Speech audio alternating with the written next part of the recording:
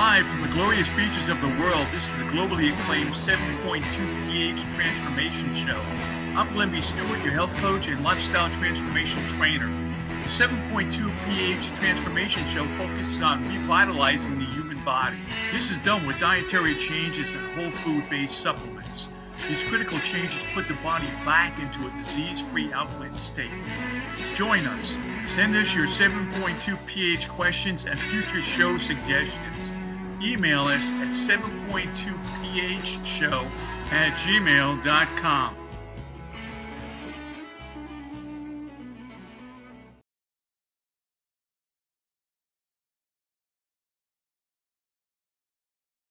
Until it gets assimilated, it's not you. It's almost you by the time it's been absorbed. It's en route. But it's got to get through your digestive tract, at least into your lymphatic or bloodstream, before we can even hope to make use of the nutrients we're consuming as food. It's interesting because the sugars that the body uses as fuel are glucose and fructose. And the sugars in fruits are glucose and fructose. Now, almost all the other nutrients that we consume, almost all, not all, have to be digested before they can be absorbed. It's grammar school nutrition, grammar school biology, but not glucose and fructose. Glucose, you can literally absorb it under your tongue. You know that little hole where water shoots out once in a while? Anybody in the room that can do that automatically on call? Every once in a while somebody can. But it happens to all of us every once in a while. You actually can absorb sugar through there. If you leave the fruit in your mouth long enough rather than gulp it down, you can absorb some of the sugar straight into your bloodstream through that little hole under your tongue. When the sugars get to your stomach, they require no digestion. They're already in a readily assimilable form, glucose and fructose. They drop into your small intestine and get absorbed directly into the bloodstream without requiring digestion. This is fascinating stuff. It essentially means that while you're eating the second half of a peach, the first half of the peach, the nutrients are already in your bloodstream. That's fast. I'm actually not recommending a diet of fast food. I'm recommending a diet of instantaneous food. What gets into your bloodstream the quickest? Air. You breathe in, it's in your bloodstream. The transfer is so fast and so effortless. It just transfers across the membrane. That's already in. It takes no time whatsoever. It's amazing. It's less than a second. And then what's next? Water. You got to have enough water for all the reasons we know. If you're not, typically athletes know, but just in case you don't know, if you don't have enough water, you can't transfer nutrients into your cells. You can't transfer waste products out of your cells. And you start to feel tired. It's going to have an adverse impact on performance, as we know in sports. You wait until you're thirsty, you waited too long. I don't recommend the drink 8 to 12 glasses of water a day concept. I recommend not consuming foods that result in thirst concept. Why should I consume something that requires an antidote?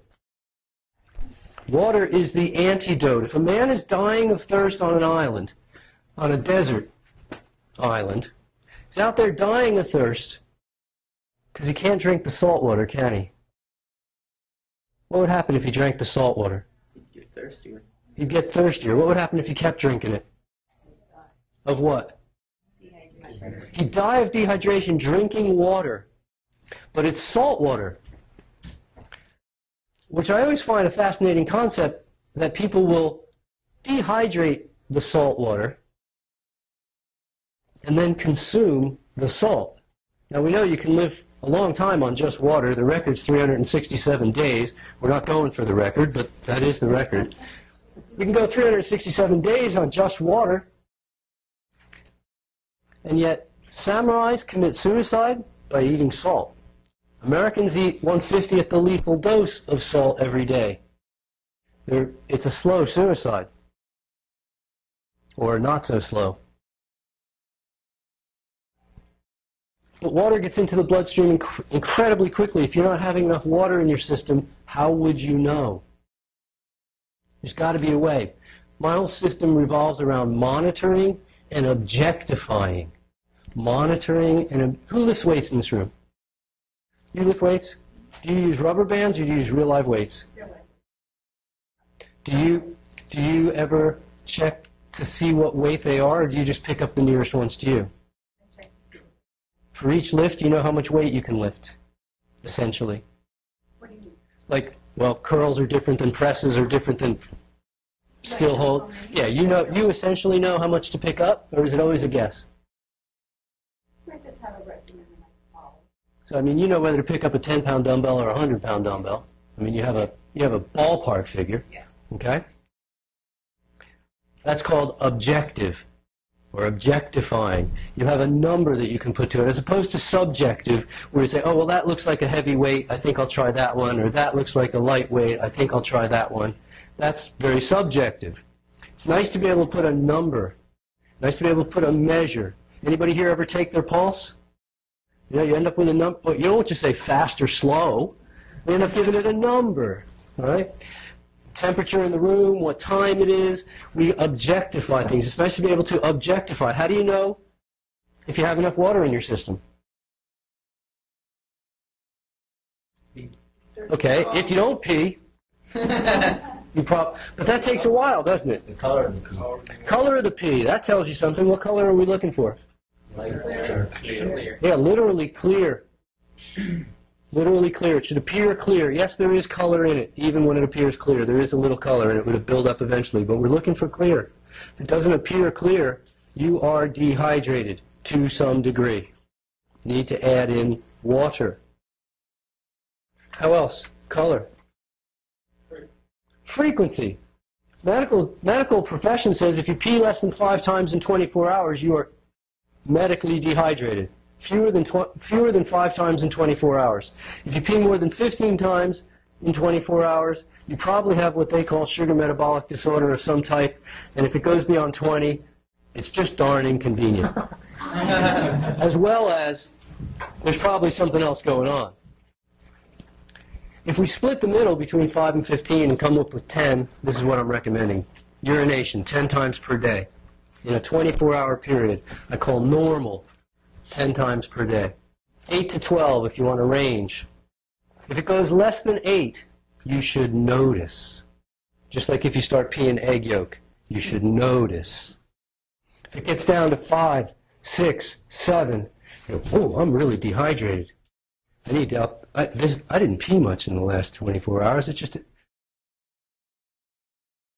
yeah, I only peed 6 times. I need to add more water in before this becomes a problem, before it starts affecting my performance. Color, frequency, and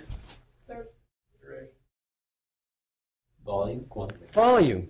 Okay, here we can be subjective. There's 2 kinds of volume. There's scanty and there's satisfactory. Okay, there's even copious. But we shouldn't have to get there. But certainly, if it's copious, you probably held it longer than you needed to. But there's ways to monitor. We have to watch this because water is more likely going to be the thing that affects your performance. Before it's even sugar, before it's even minerals, water is going to be the deal. You have access to all the air you need, you have access to all the fat you need, you have access to all the protein you need. That's all been covered. Now we can start fine-tuning it. Water. If you're not getting enough water, my approach is to simply not eat foods that make me thirsty. Which foods make you thirsty? Salty foods, that's one kind. What other kind? Dried out bread. Dried out. Anything that's been dried out. So dehydrated foods certainly would make you thirsty. They're going to take water away from you. Normally when we think dehydrated, we think dehydrator. Who here owns a dehydrator? Okay, and who here owns a stove? Isn't that just like a really fancy dehydrator? That's an expensive dehydrator. You put stuff in the stove, doesn't it dehydrate? Like really effectively. Okay, anything cooked, unless it's been boiled in water, is being dehydrated as it's being created. Literally all cooked food at that point becomes dehydrating food. It's also, by the way, no longer whole food because we've removed the water. All cooked food is refined food. Separate issue for people interested in eating whole food. Can't do it if you're eating cooked. So the man's on the island. I didn't forget about him. He didn't die in that short amount of time. And he's dying for lack of water. And you give him water, and he springs back to life. Fine. When you gave him water, did he become less toxic? Probably. By adding water, he became less toxic? How does that work? If I have some toxins in a jar and I add water, is there less toxins in the jar than there were? Are there fewer toxins than there were? No, just diluted. It's diluted. But did he become less toxic? No. No, he didn't, did he? But we've been taught that you drink water to remove toxins. And yet it doesn't work, does it? You drink water, all it does is add water. It doesn't remove anything. But it does dilute the toxins. In fact, any animal that has been poisoned will seek water. That's a known fact. If you any animal that eats anything that is poisonous to it will seek water. Anybody here ever seek water after a Chinese meal? Have you been poisoned? Of course. I would like you to think in your head, just as an experiment for a week or two. Instead of thinking, I'm thirsty, think, I've been poisoned, I've been poisoned. What have you been poisoned by? You've been... MSG. MSG. That's a little specific. There's essentially two kinds of poisons that we need to worry about. There's the poisons that come from outside of us. They all make us thirsty. That's the stuff we eat and the stuff we breathe. Primarily the stuff we eat. If we eat anything that we... I mean, what a concept. What kind of people can actually create food that is not health food? You know, I mean, when there only was acoustic guitar, it wasn't called acoustic guitar, it was just called guitar. Okay? And then eventually there became electric guitar, and so we had to differentiate between electric and acoustic. And it used to be there was only food. Why did we have to name health food as food? We had unhealthy. We had other kinds of food. We had junk food, essentially. So the man is almost dead now on that island for lack of water, thank you. And we add water and it doesn't make him less toxic. All it did is dilute his toxins to an acceptable level, because there are also toxins that are created within us. The metabolic byproducts, the waste produced by every cell, are toxic to us. It's got to be removed. And at some point, it's flowing through our system. It's in the cell, then it's in the extracellular tissue, extracellular fluids, and then it's picked up by the lymphatic system, and then it's dumped off at the subclavial artery, and it's dumped into the bloodstream, and then it's got to find its way to the liver, where it's going to be chemically detoxed, and then it's going to find its way to the kidneys, where it's going to be mechanically filtered out. There's toxins all the time in our system. And if they're not kept at a level that is dilute enough for us to handle, we don't handle it. We don't function. We end up becoming what we call heat stressed due to lack of water. We end up going hyponatremic due to loss of the extracellular sodium, simply because we were losing so much water to try to stay cool in our fitness activities. We didn't have enough water to keep our own mineral balance going. Which very nicely leads us to minerals. But before it does, we covered sugar.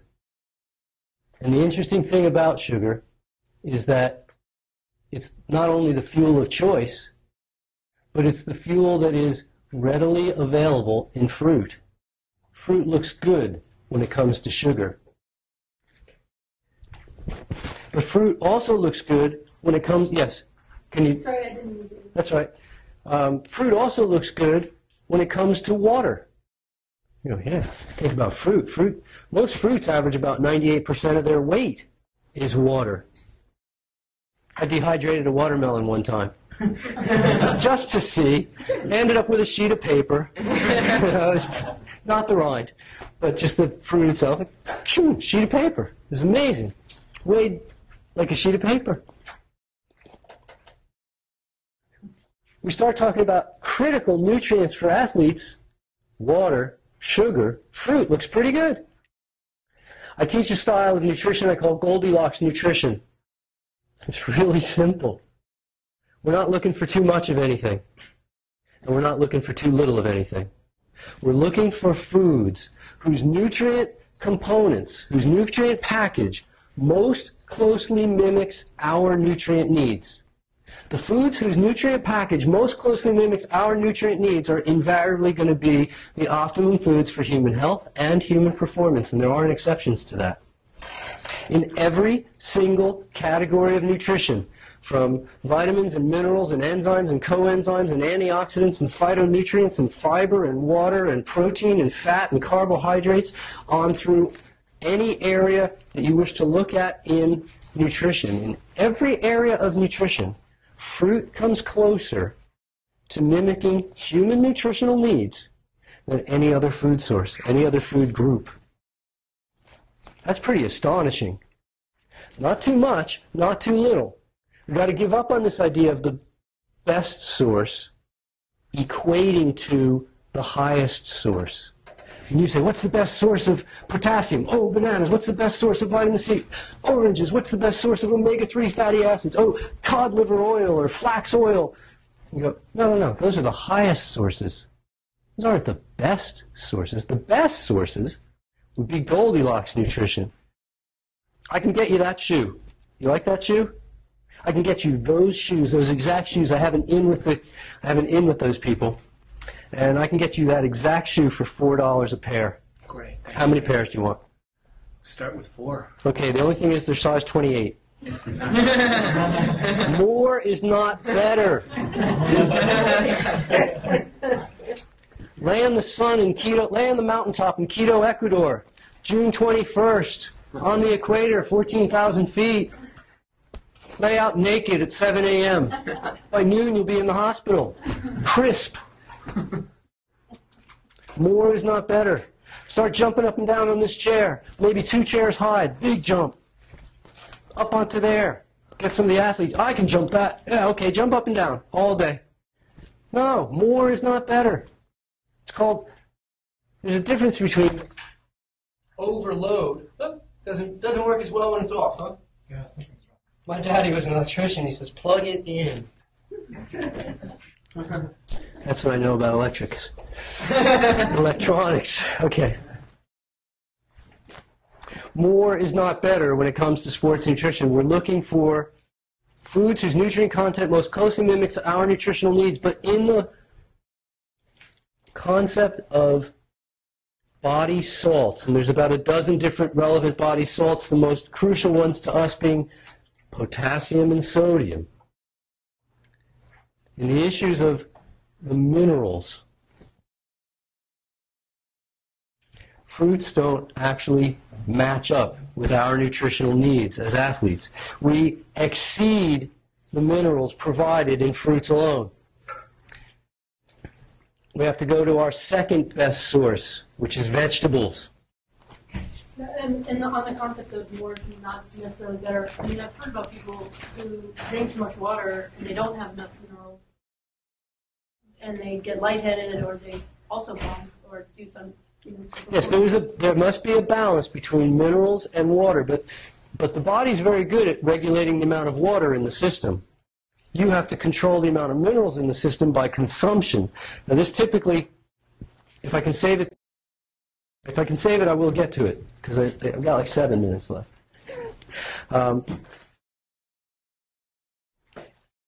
In the world of nutrition, again, in order to objectify, I'd like to go on record stating that I recommend the consumption of whole foods, and I recommend a diet of fruits and vegetables.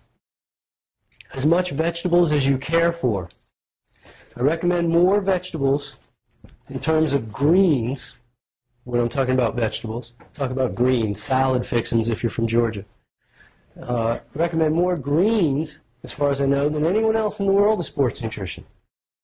And what I recommend is that you consume almost half your volume from greens. But I don't ever measure volume.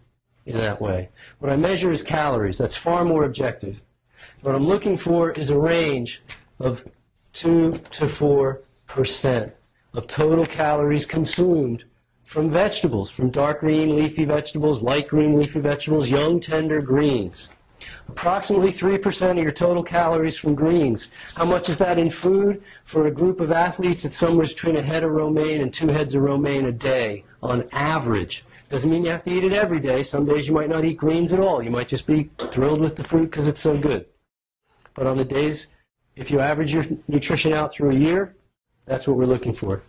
I recommend a diet that is so low in fat that it allows for optimum human performance. Anything over 10% of calories from fat will result in measurable loss in our ability to transfer and transfer and utilize oxygen. It doesn't affect our ability to uptake oxygen, but once it gets into the bloodstream, it affects our ability to transfer and utilize oxygen. Once fat consumption goes beyond 10% of calories consumed. If you eat 2,000 calories a day, that's 200 calories from fat. If you eat 4,000 calories, it's 400 from fat. Single-digit calories in fat will make not only for optimum uptake, transfer, and utilization of sugars, fuel, but also for optimum transport and utilization of oxygen. Oxygen and fuel are kind of important to an athlete, and so fat plays a huge role. And the issue there, as I'm trying to make clear, is not about how much, but how little. We're recommending single-digit fat consumption. So now we have water, sugar, minerals, and fat. And in every issue, in every instance, fruits come closer to mimicking human nutritional needs. If you ate nothing but fruit today, your fat consumption for the day would be around 5% of total calories consumed, because average fruits run around 5% of calories from fat. Am I recommending that you live on fruits only? No, not at all. Fruits and young tender greens. That's the diet. Anything else should be considered a condiment. I'm not telling you don't eat it. We eat for a lot of different reasons. People are funny that way. We eat because we're lonely, and we eat because we're in a group of people. We eat because we're happy, and we eat because we're sad. We eat just because it's time, and we eat sometimes even because we're hungry. But very few of us ever actually experience hunger. Most people eat due to what they call appetite, which is the nice word, the socially acceptable word for craving, which is the socially acceptable word for addiction. Appetite and addiction, essentially the same word. Now, so the question one more time had to do with people going hyponatremic or low in minerals, especially sodium, because they drank so much water. Essentially what happens is if you're on a high sodium diet, you become extremely efficient at losing sodium. If you then do a hard sports activity, you may be so efficient at losing sodium that while you're drinking lots of water, you blow your sodium out of your cell.